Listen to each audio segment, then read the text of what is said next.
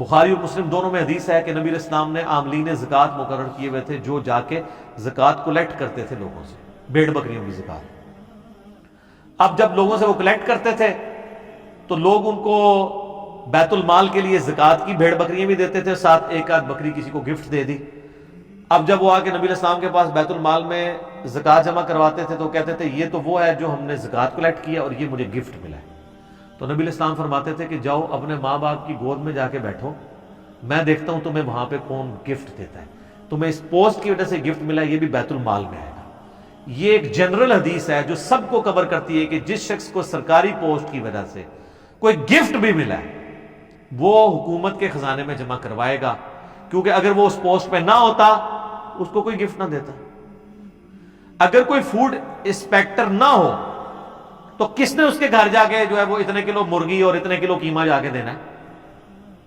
ہمیں تو نہیں کوئی آ کے دیتا، دیو بھی نہ میرا کو لے کے پہنچ جاؤ میرے گھر۔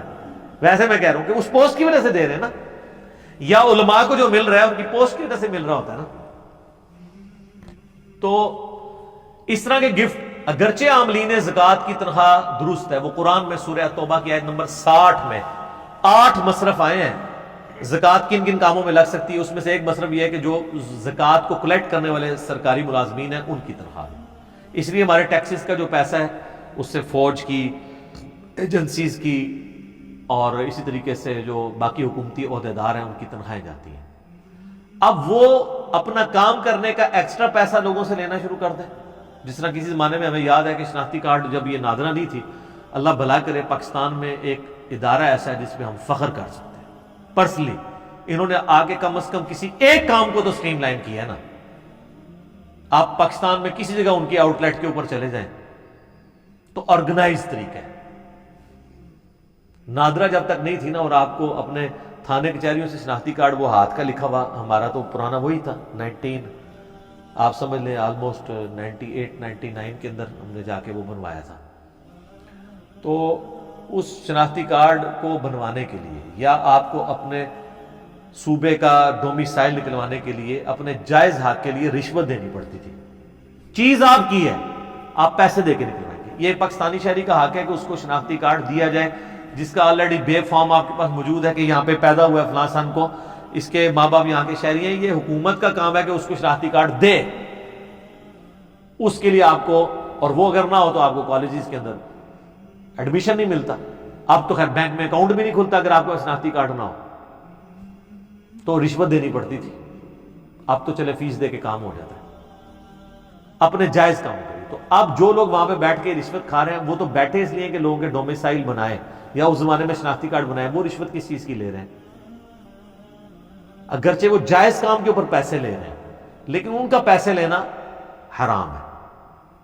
یہ جو حدیث ہے نا، یہ صحیح حدیث ہے کہ رشوت دینے والا اور لینے والا دونوں جہنمی ہے۔ اس صورت میں جب جو دونوں رضا کے ساتھ یہ کام کرے، جو مجبور بندہ ہے نا کہ جس نے اپنا حق لینا ہے اور اس کو مجبوراً رشوت دینی پڑتی ہے، پھر صرف لینے والا دوست کی ہے، رشوت دینے والا دوست کی نہیں ہوگا، اس کے گناہ کا وبال بھی وہی اٹھائے گا، کیونکہ اس نے تو اپنا کام لینا ہے۔ اس کے بعد تو سنوائی کوئی نہیں ہے، کہاں جائے وہ، کس کے ساتھ جا کے وہ سر پھاڑے اور لڑے جا کے۔ تو اس طرح کے سارے کاموں میں لوگ رشوتیں لیتے ہیں۔ اسی طریقے سے آپ پولیس میں خدا نخواستہ آپ کو کبھی کوئی کام پڑ جائے تو آپ کو یعنی اپنے جائز ڈاکومنٹس نکلوانے کے لیے وہاں پہ رشوت دینی پڑ جاتی ہے، اللہ ماشاءاللہ لوگ اچھے لوگ بھی موجود ہیں۔ بلکہ آج کل یہ جو ایزی پیسہ آپ نے کسی کے اکاؤنٹ میں پیسے بھجوانے، اس کے تو 1 روپیہ بھی نہیں لگتا، تو بعض جو ہے وہ داؤ لگاتے ہیں اس میں بھی 10 روپے لے لیتے ہیں، حالانکہ وہ جس نے ودڈرا کرنے ہوتے ہیں اس نے پیسے دینے ہوتے ہیں۔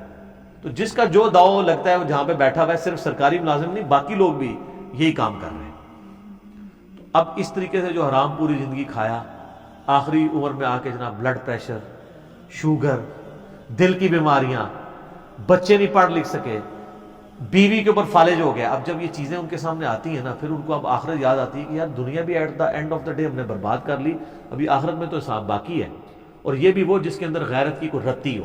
یہ میں آپ کو پریکٹیکلی بتا رہا ہوں کہ میرے ساتھ ایسے لوگ ملے ہیں جنہوں نے لاکھوں اپنی زندگی میں کھایا ہے اور کئی لاکھ اس سے زیادہ اپنے علاج کے اوپر خرچ کیا ہے، تب بھی شفا نہیں ملی۔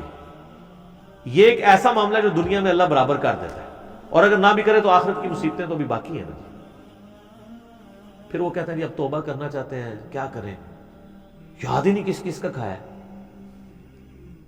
کہاں سے بندوں کو ڈھونڈیں ان کو واپس کریں. تو یہ ظاہر ہے کہ مشکل کام ہونے گا. اور پھر بندے بھی ڈھونڈ لیں تو کھایا اتنا ہے کہ وہ کیسے واپس کریں، کھا کے وہ کر چکے ہیں. تو پھر تو میرے بھائی پھر معافی کروانا پڑے گا. دنیا میں نہیں ہوگا تو آخرت میں تو پھر بڑے عجیب و غریب طریقے سے معاف ہونا ہے. وہ صحیح مسلم میں حدیث ہے کہ دنیا میں کسی نے کسی کا حق دبایا تھا، کسی کو ناجائز مارا تھا، یا کسی کو دھمکی دی تھی، یا کسی کے ساتھ مار پیٹ والا معاملہ کیا تھا، گالی گلوچ والا معاملہ کیا تھا، تو وہ لوگ حق لینے کے لیے اللہ کی بارگاہ میں آئیں گے اور انسان پہاڑوں نیکیوں کے ساتھ اللہ کی بارگاہ میں ہوگا. ایک بندہ ہے کہ وہ کہے گا جی میرے ساتھ اس نے یہ کیا تھا، تو اللہ کہے گا آج تو اس کے پاس کچھ نہیں دینے کو، تو آج کی کرنسی تو ہے نیکیاں، تم اس کی اتنی نیکیاں لے جاؤ. کرتے کرتے اس کی ساری نیکیاں ختم ہو جائیں گی. ابھی بھی لوگ باقی ہوں گے جنہوں نے حق لینا ہوگا. اب وہ کہیں گے اللہ نیکیاں تو ختم ہوگی. اللہ کہے گا اب پھر یہ ہے کہ تمہارے گناہ اس کے کھاتے میں ڈال دوں، تمہارے گناہ کام کرنا ہے. وہ لوگ جنت میں چلے جائیں گے جو مظلومین ہوں گے، اور جو حاجی نمازی صاحب ہیں ان کو اوندھا منہ کر کے دوزخ میں ڈال دیا. یہ سب صحیح مسلم ہے، یہ کہانی شریف نہیں ہے. یہ بہت سینسٹیو ایشو ہے.